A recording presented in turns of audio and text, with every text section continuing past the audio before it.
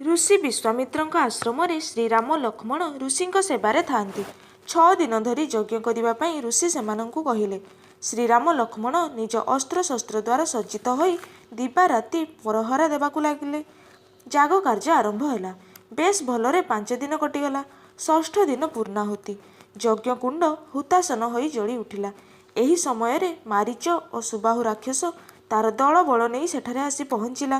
ଶ୍ରୀରାମ ଲକ୍ଷ୍ମଣ ତାହା ଦେଖି ସେମାନଙ୍କ ଉପରକୁ ବାଣ ନିକ୍ଷେପ କଲେ। ଅସୁରମାନଙ୍କ ଉପରେ ବାଣ ବାଜିବାରୁ ପ୍ରାଣ ବିକଳରେ ଯିଏ ଯୁଆଡ଼େ ପାରିଲେ ପଳାଇଲେ। ଅନେକ ମରି ପଡ଼ିଲେ।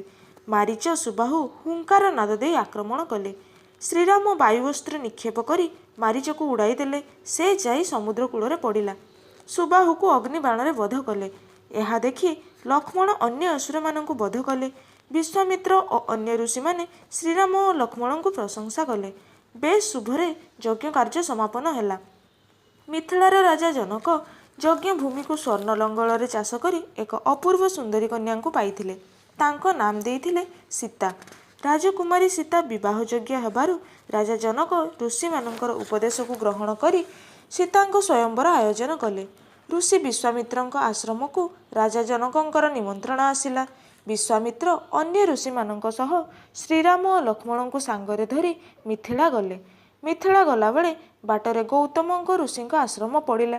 ଆଶ୍ରମର ଶୋଭାକୁ ଦେଖି ଶ୍ରୀରାମ କହିଲେ, ହେ ମୁନିବର, ଏ ଆଶ୍ରମଟି କାହାର? ଏଠାରେ ତ କେହି ଥିବାର ଜଣାପଡ଼ୁନାହିଁ। ଋଷି ବିଶ୍ୱାମିତ୍ର କହିଲେ, ହେ ରାଘବ, ଏହା ହେଉଛି ଋଷି ଗୌତମଙ୍କ ଆଶ୍ରମ। ବ୍ରହ୍ମାଙ୍କର କନ୍ୟା ଅହଲ୍ୟାଙ୍କୁ ସେ ବିବାହ କରିଥିଲେ। ଦେବରାଜ ଇନ୍ଦ୍ର ତାଙ୍କର ପଟ୍ଟଶିଷ୍ୟ ଥିଲେ। ସେ ଅହଲ୍ୟାଙ୍କ ରୂପରେ ଆକୃଷ୍ଟ ହୋଇ ଦିନେ ଗୌତମଙ୍କ ରୂପ ଧାରଣ କରି ଅହଲ୍ୟାଙ୍କ ସଙ୍ଗ ଲାଭ କଲେ। କିନ୍ତୁ ଗୌତମ ଋଷି ଏହା ଜାଣିପାରି ଇନ୍ଦ୍ରଙ୍କୁ ଦେହରେ ସହସ୍ର ଜନି ହେବାର ଅଭିଶାପ ଦେଲେ। ଅହଲ୍ୟାଙ୍କୁ ପାଷାଣ ହୋଇଯିବା ପାଇଁ ଶାପ ଦେଲେ।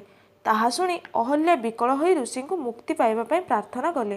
କିନ୍ତୁ ଗୌତମ ଶାନ୍ତ ହୋଇ କହିଲେ, ଯେଉଁଦିନ ଅଯୋଧ୍ୟାର ରାଜା ଦଶରଥଙ୍କ ପୁତ୍ର ଶ୍ରୀରାମଙ୍କ ପାଦରେଣୁ ତୁମ ପାଷାଣ ଶିଳାରେ ପଡ଼ିବ, ସେଦିନ ତୁମେ ମୁକ୍ତି ପାଇ ମୋତେ ପାଇବ।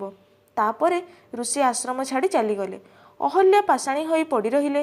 ହେ ଶ୍ରୀରାମ, ତୁମର ପାଦରେଣୁ ଦେଇ ଅଭିଶପ୍ତ ଅହଲ୍ୟାଙ୍କୁ ଉଦ୍ଧାର କର।